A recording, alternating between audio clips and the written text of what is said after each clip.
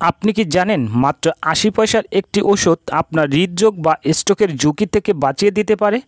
দর্শক, আমি বলছি অ্যাসপিরিন 75 mg ট্যাবলেট সম্পর্কে। অ্যাসপিরিনের উৎকৃষ্ট উদাহরণ হতে পারে ইকোস্পিরিন 75। আজকে আমরা জানব এই কম দামের ওষুধটির কত বড় কাজ। অ্যাসপিরিনের কাজ কী?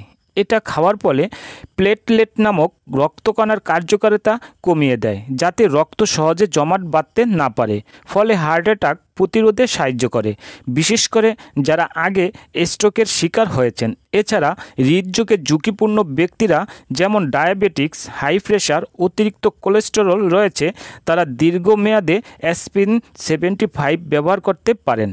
এবং স্থায়ী বা অস্থায়ী বুক ব্যথা থাকলে রক্ত চলাচল স্বাভাবিক রাখতে সাহায্য করে। এই ওষুধটি কারা খেতে পারবে না? যাদের আলসার বা গ্যাস্ট্রিকের সমস্যা রয়েছে তারা এই ওষুধটি খেতে পারবে না। এটা খেলে পেটে ব্যথা, অম্বল, বমিতে রক্ত এবং অতিরিক্ত খেলে মস্তিষ্কে রক্তক্ষরণ হতে পারে। কিভাবে খাবেন? এটা খেতে হলে অবশ্যই চিকিৎসকের পরামর্শ নিয়ে খাবেন।